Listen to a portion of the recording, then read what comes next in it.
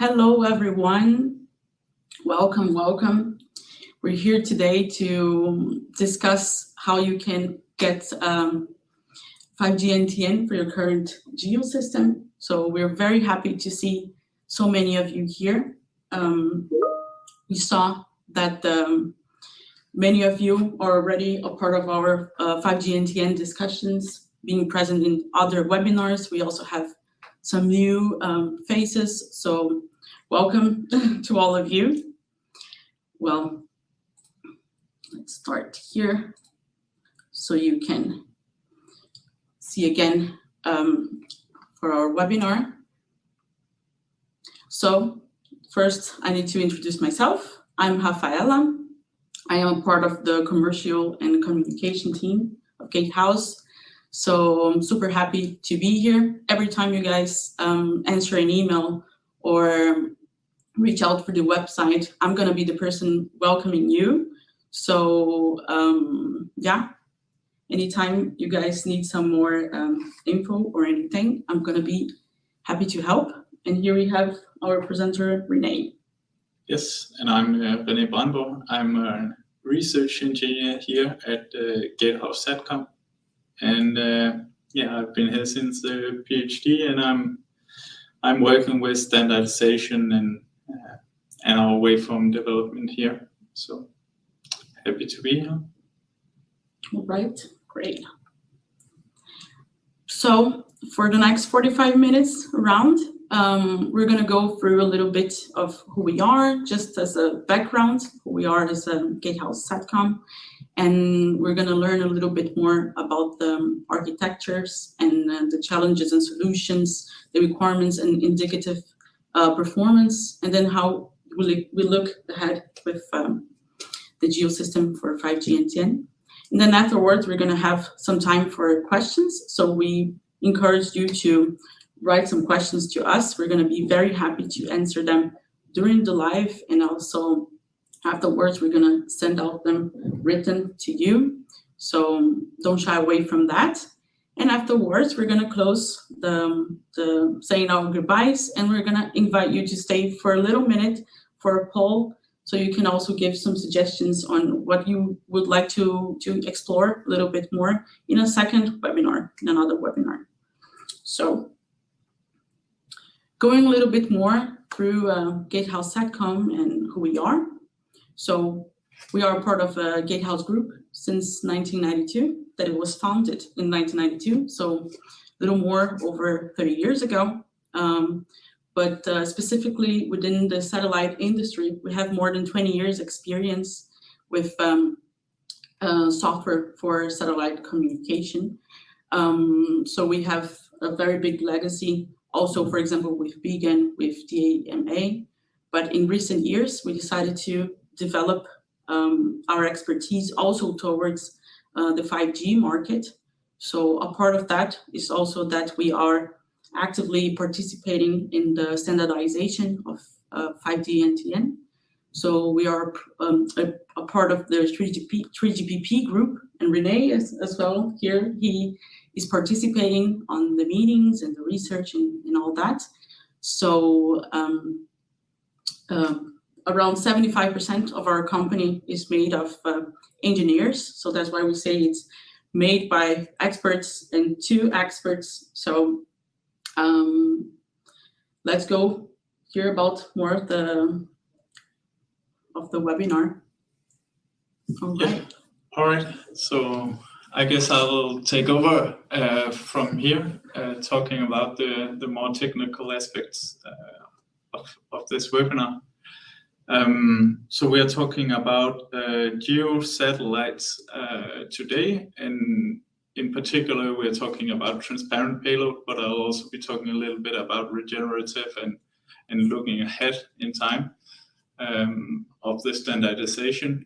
But let's start just simply asking the question, why do we want to have non-terrestrial cellular 5G services? And here on the first slide, I've listed some of the service categories that can be utilized or served by such a network. One is ubiquity, another continuity, and a third one being scalability. So the ubiquity of satellite networks just means that you can have access to the satellite no matter where you are in the world. The continuity means that as you leave a terrestrial network, a satellite network can take over, so you never lose your connection. And scalability simply means that you can communicate with a lot of devices at once. And then there are different use cases, of course, making use of different parts, more or less, of this service. Logistics being one that takes kind of uses everything, more or less, and IoT applications leaning more towards scalability or ubiquity, or even both. Scalability in satellite is not something new. This is a thing that has already been well known, for example, with the broadcasting satellite TV, right? Scalability in satellites is huge, and there's a huge potential for scalability for IoT services too. But here, as let's say, unlike in satellite TV, you don't have the big dish antennas. You just have your regular handheld devices or IoT devices without any sort of special antennas. So that's kind of what's special about 5G and the use cases a little bit. And why do you want to use a GEO satellite, or why would we like that, as compared to a non-GEO satellite, a LEO satellite, for example, a CubeSat, which could be very cheap? They both have either satellite and orbit have different advantages, but the greatest one to GEO is that you have a huge geometrical coverage.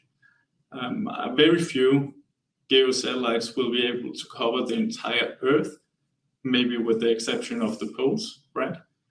And if you equip them with enough power and enough antennas, you can serve the entire Earth with radio cells in this way. Another very big advantage compared to moving satellites is that you don't have a Doppler effect. So the UAVs do not need to compensate for Doppler. You have fixed cells, or you can very easily do Earth fixed cells on the Earth, comparable to what we know from the normal terrestrial networks, which makes tracking of UAVs much easier than in the Earth moving case. And then another point of GEO is that the orbit is more expensive to launch into. So historically, bigger satellites with more power budget and better link budgets in terms of having better and bigger antennas have been launched into these orbits. So we're not talking about a little dainty thing. These are very large satellites, very expensive satellites.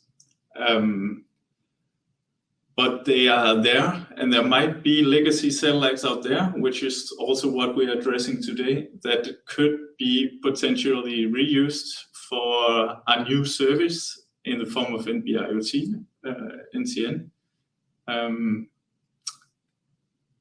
Which they are kind of already prepared for. So to go over the architecture of this a little bit, we have some different elements in this setup. First of all, UE, which is serviced by what we call the serving satellite, which is a non-terrestrial payload, or satellite payload. The service is provided through what we call the service link from the satellite perspective. Then there's a backhaul, which is provided by the feeder link from the satellite to a gateway, vice versa. This is called the feeder link from the satellite perspective again. And from there, there's some access to the core network. Now, we have two different architectures depending on whether the base station capabilities are put after the gateway, so the base station is put on the ground, or the base station is put in the satellite, maybe with different core network capabilities. So in the first option, we have the transparent payload. This is where our base station is put on the ground after the gateway. So our, for example, NB-IoT or Cellular 5G NTN link crosses from the UE through the satellite, which is acting as a repeater to the gateway on the surface of the Earth, and going through the gateway also until it actually meets the communication stack of our eNode B. So that's the transparent case, and here you could, in theory, insert multiple satellite-to-satellite links, so inter-satellite links between the satellites. The architecture is agnostic to doing something like this, but it's quite inefficient because what we are transmitting on the radio access network in the service link is meant for these tiny antennas on these devices where the link budget is constrained and the bandwidth may be constrained.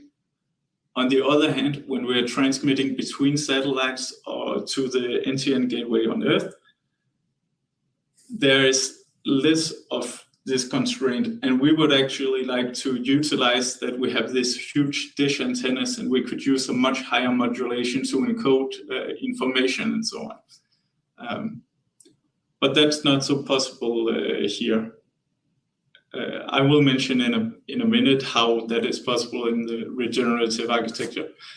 Another thing is that because all of our what is known as access stratum, so the initial random access of the UE to the eNode B, and the initialization and establishment of radio bearers, which is what carries data in your radio network, that is happening between the UE and the eNode B.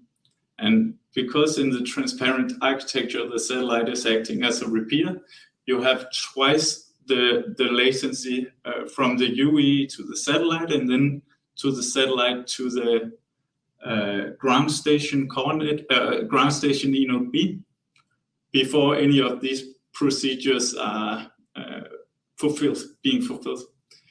Now in Release 17, that is the current state of things. So we have an NTN service which we can put in legacy GEO satellites, for example.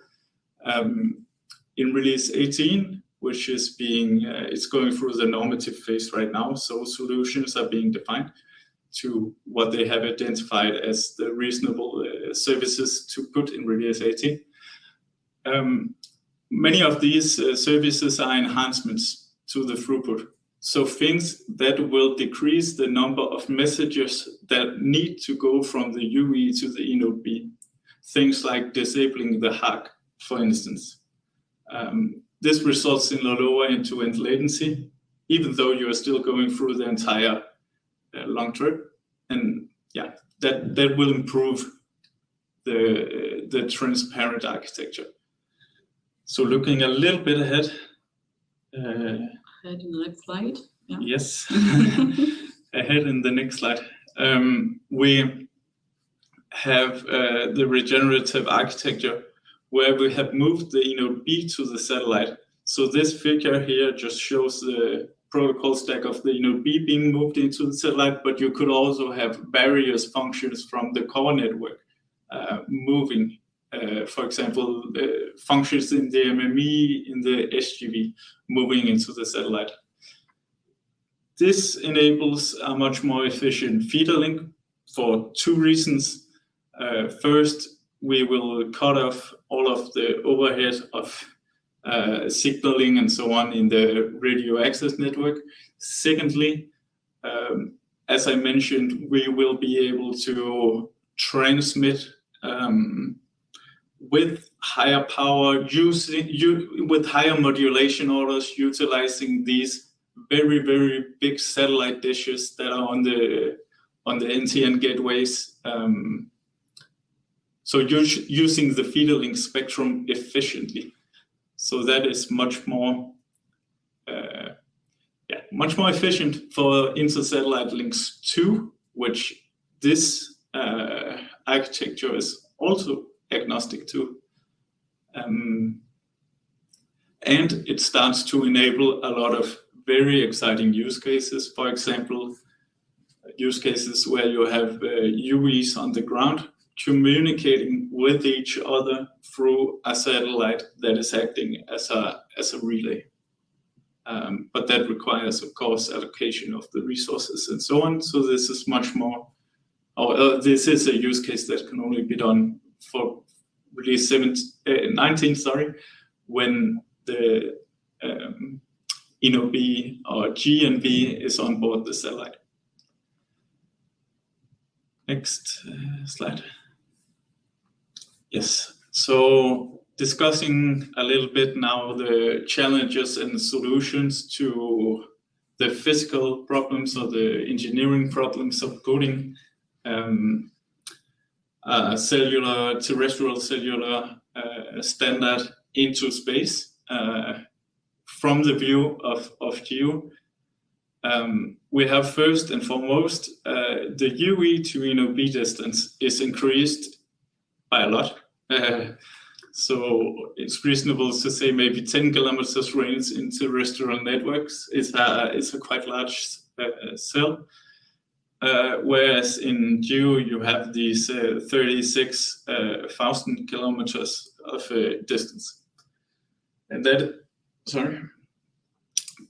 is of course where you get most of, that is of course where you get the increase in your round trip time, so your increased delay. And I noted here that it is 240 milliseconds for going from the UE to the satellite and back to the gateway on Earth should be 240 milliseconds. There are also increased propagation losses involved here because, as mentioned multiple times now, I think, the UE does not have a big dish antenna. It does not have a directional antenna. Instead, it has an antenna that is more or less isotropic. Maybe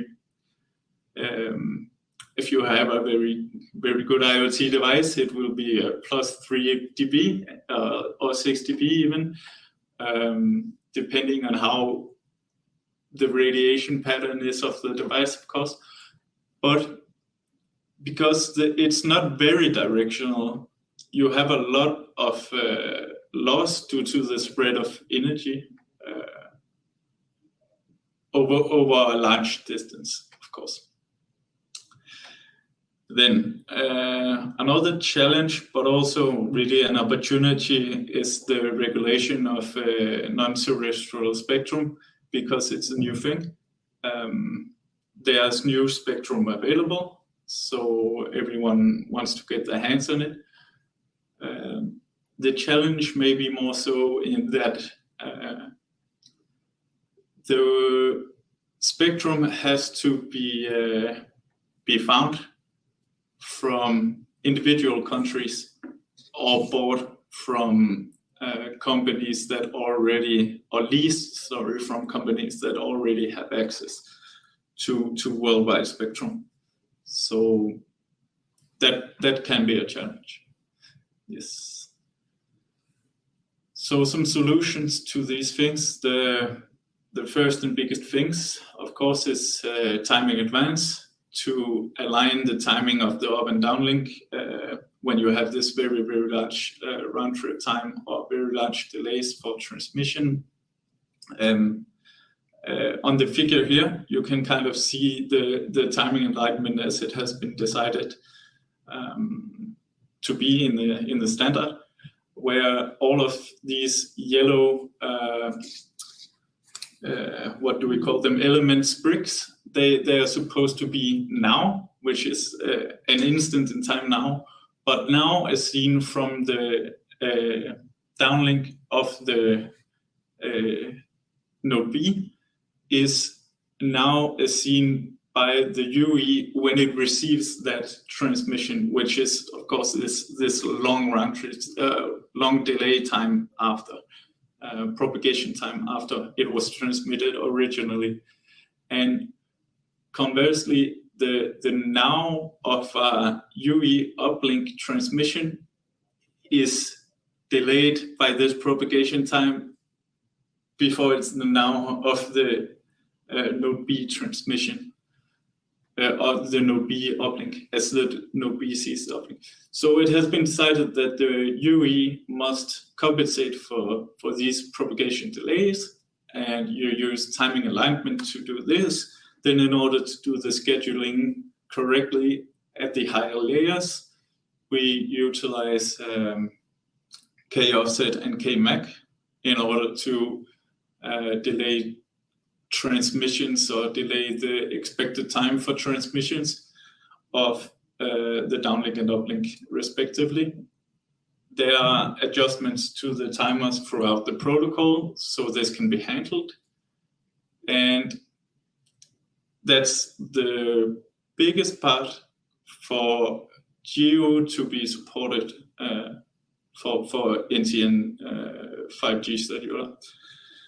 Now, NB-IoT mitigates a lot of the propagation loss you would see from having just these tiny antennas, again, mentioning that a lot, because it's very narrowband, and also because it's narrowband, it only uses small slices of spectrum.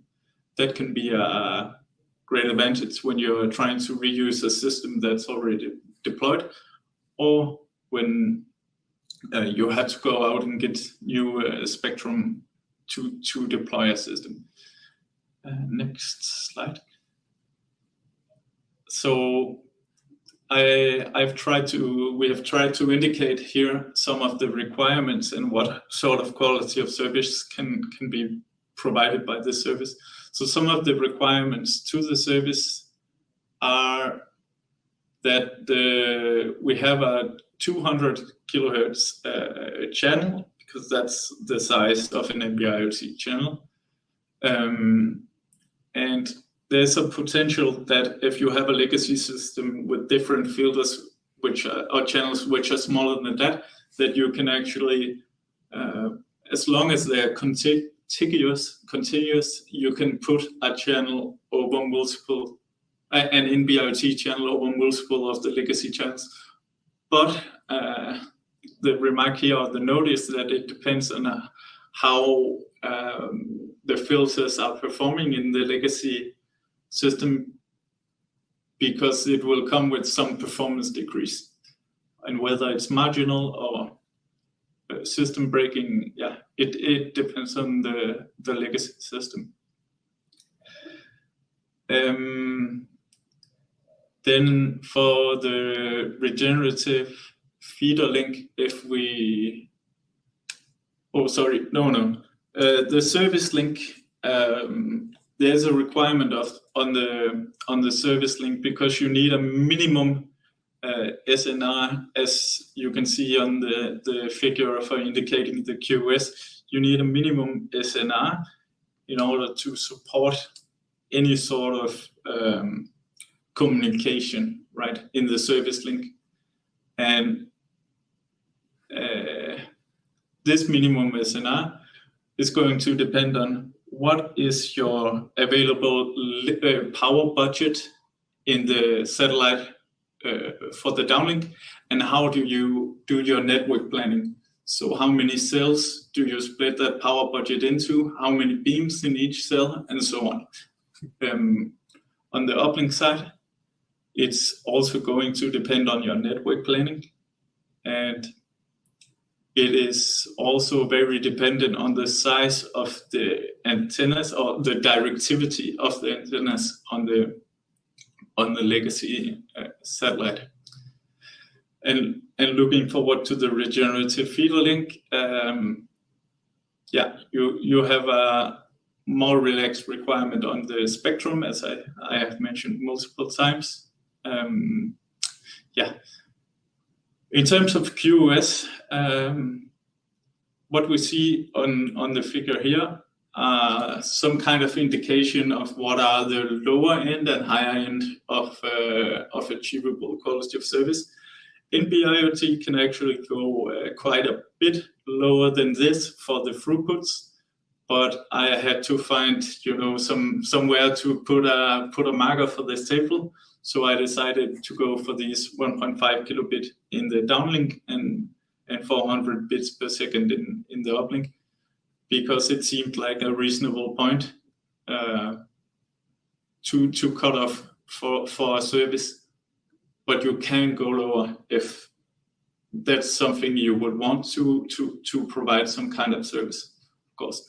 The higher end here is comparable to the higher end for terrestrial services. It also has to be mentioned that these throughputs are the peak throughputs, so they are the 5 throughputs of each of our transport blocks being transmitted through, and it's not taking into account the end-to-end latency. Now, the end-to-end latency is, as mentioned, very large. For an entire procedure, there are different procedures, NAS procedures. You will exchange data, you will do an attach message or whatever. Let's say for the exchange of data, CP optimized transmissions, you would have at least a propagation delay of 800 milliseconds, and on top of that, maybe 100 milliseconds at most for the different messaging, and in the very best case. And for an attach procedure, which we would have to do to attach to the core network, you would look at accumulated propagation times of 13 seconds for all of the messaging. So there's quite a lot of delay in GEO, but you can still have the same system capacity and you will still be able to transmit large amount of data. It's just that you have to wait for it. Yes. Okay, and the features, I will hurry up a little bit because I see I'm talking a lot now. No problem. So as mentioned, in GEO you can have these earth-fixed cells. You can also have quasi-earth-fixed cells, which is the discontinuous coverage flavor of earth-fixed cells. So if you don't have enough power budget to keep all of your cells turned on all of the time, you can transmit system information saying that this cell will shut off at this time and turn on again at this time. So you can serve a larger area, so you can serve more users, but you won't be turning up the cellular all the time. But all of the users will know when you're turning it on and off.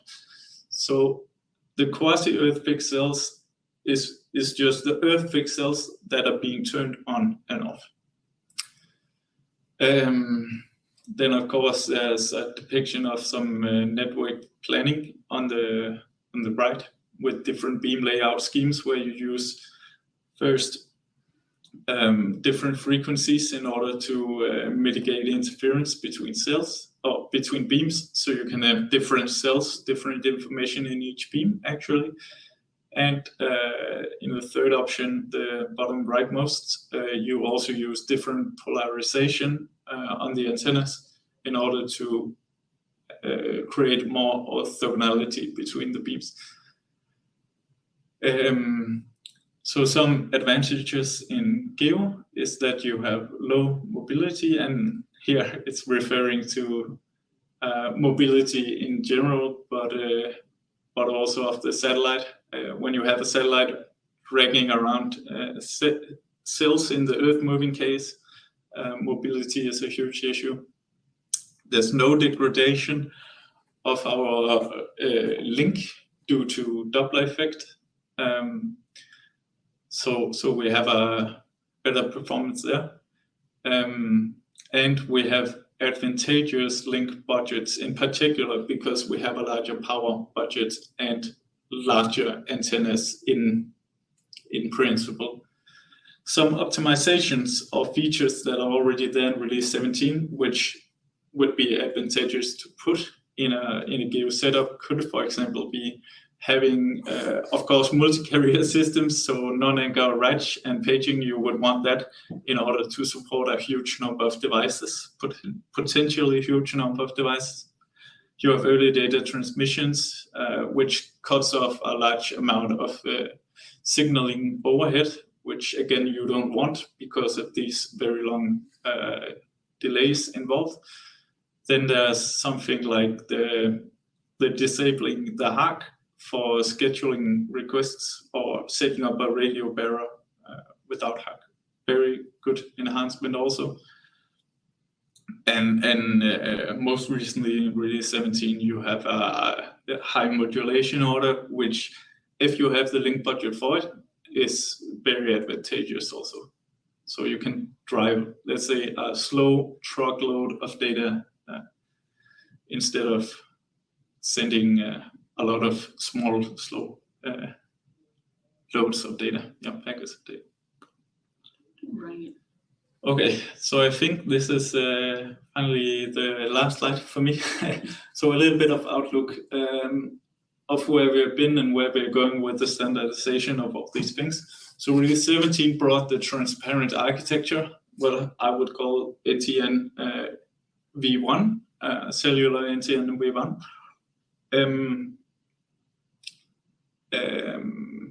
Yes, the work on release 17 was already frozen midway through last year, 2022.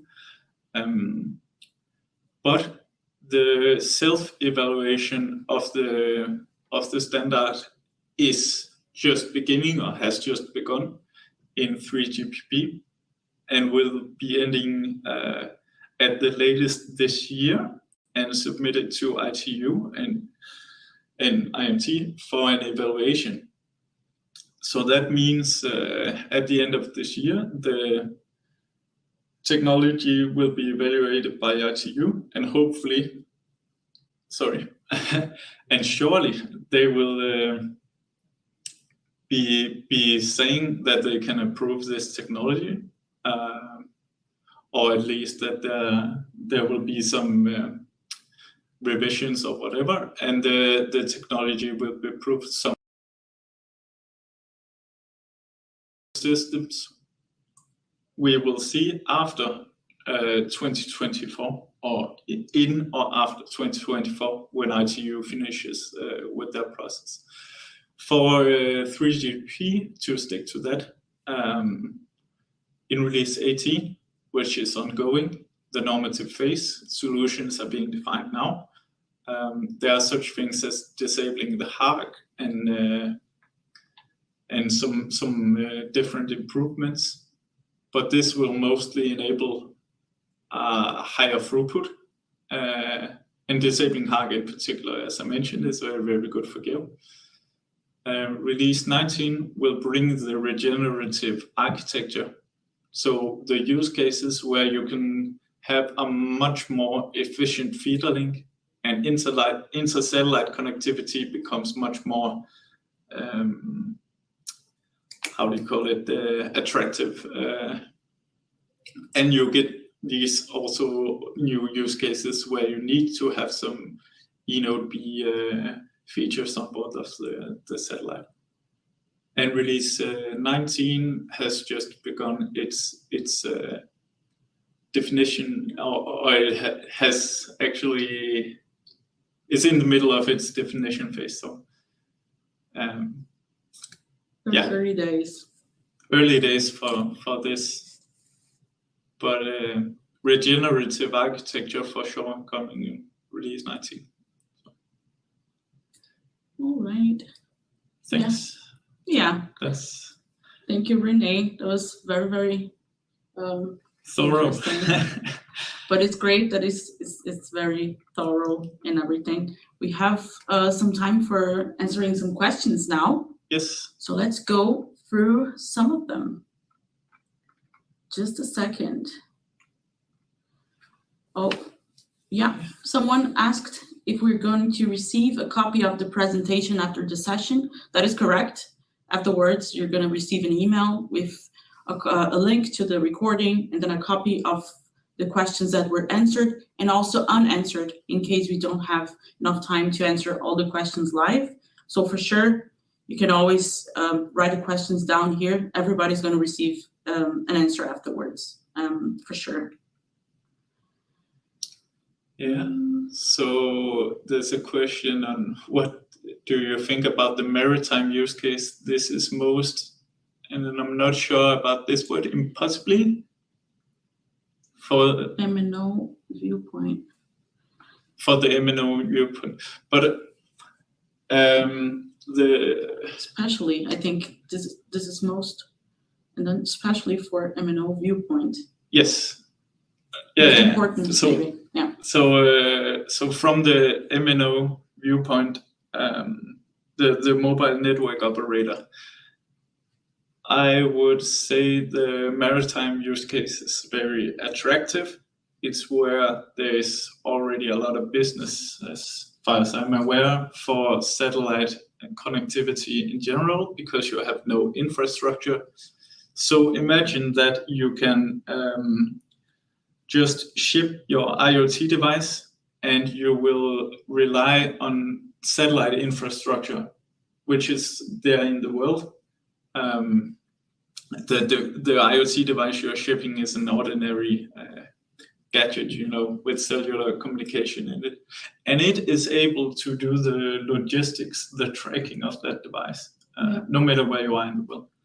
Or the sailors, they can rely on their ordinary cell phones for having connectivity anywhere, right? Broadband access. So I think the maritime use case is very, very attractive. Any place where there's not terrestrial infrastructure should be an attractive option. Yeah, very much. Maritime, agriculture. Deserts. I don't know how many people are in deserts, but you could have sensors in deserts, right? Yeah, that too. All right.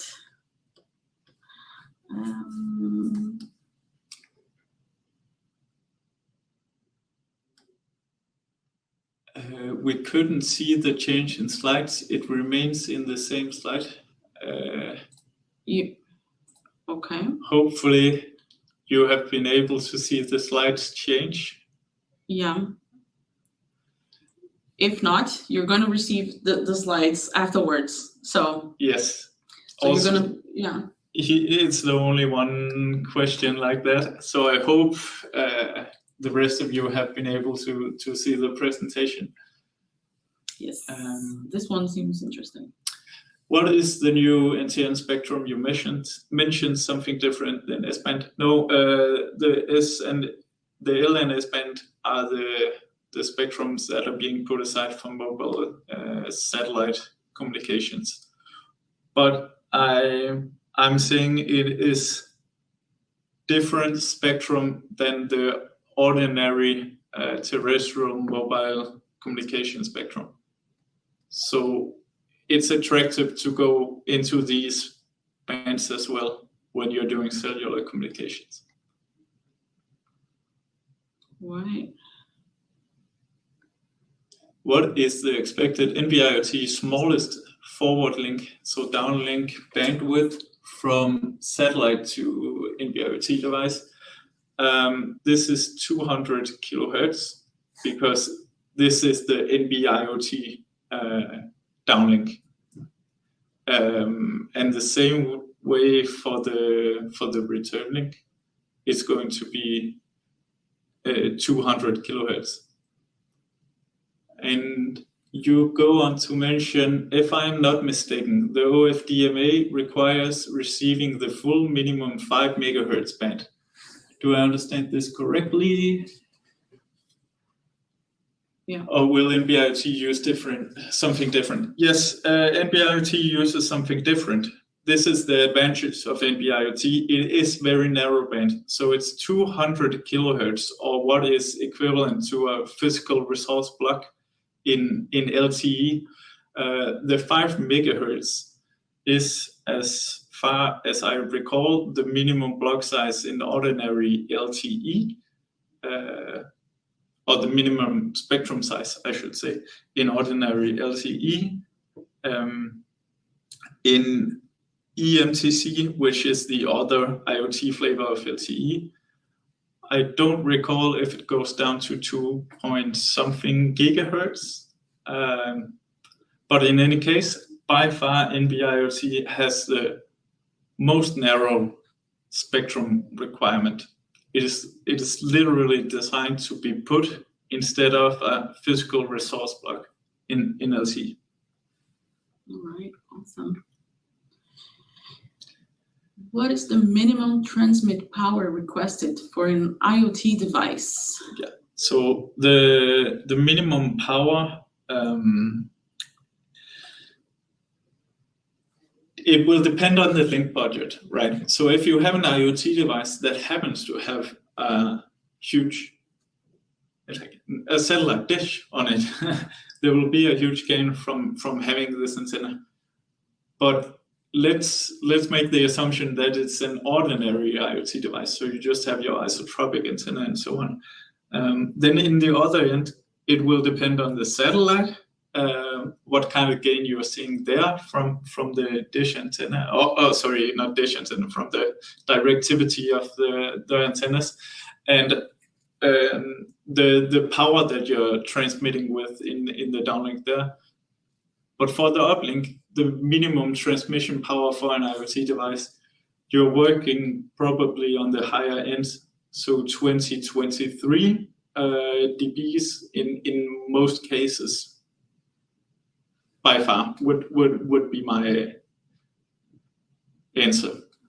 Although, yeah, as you can hear, it's a very it's a trade-off. Depends. Kind of thing. Yes. In the transparent architecture, would phased arrays used in the gateway in the feeder link or in the satellite, or both? Okay, so in the transparent case, using phased arrays for the gateway in the feeder link or in the satellite, I guess, so whether you would use phased arrays for the feeder link or the service link, you could use them theoretically both places. In the gateway, having or on the satellite for the feeder link, having phased arrays to point the antennas towards each other is reasonable, although I do think mechanical steering of the antennas are used mostly for these feeder links. Probably for I would never use a mechanical steerable, or never is a strong word. I would not often use a mechanical steerable antenna to provide the beams in the service link. That's a case where I would probably be using phased arrays in order to electronically steer different signals towards different beams. and keep them fixed on the ground, on the surface of the Earth. All right.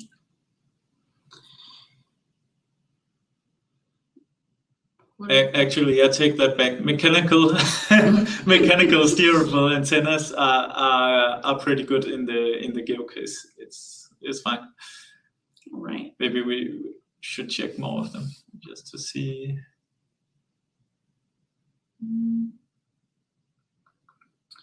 Just a second.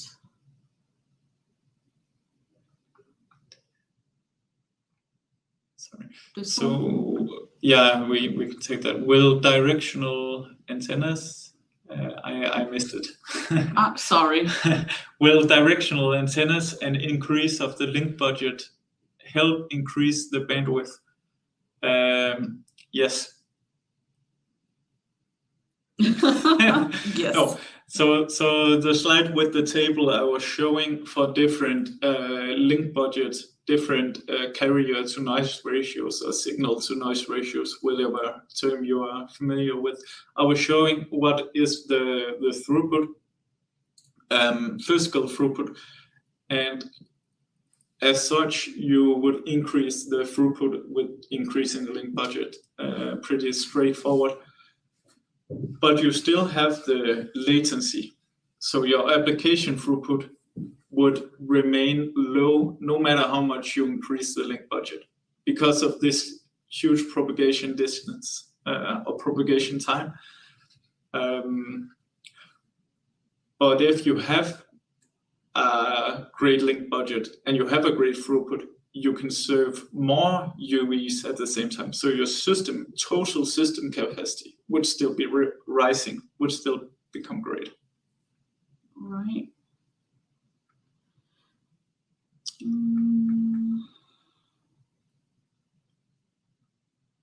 What do you think about this one? Which one? Yes. Where's the 5G core sitting in this GEO implementation? So the 5G core is sitting in the transparent architecture. The satellite is only a mirror, it's only a repeater. So you have a UE transmitting a signal to the satellite, which is being mirrored as is back to a ground station on Earth, which is then forwarding that signal to an E node B.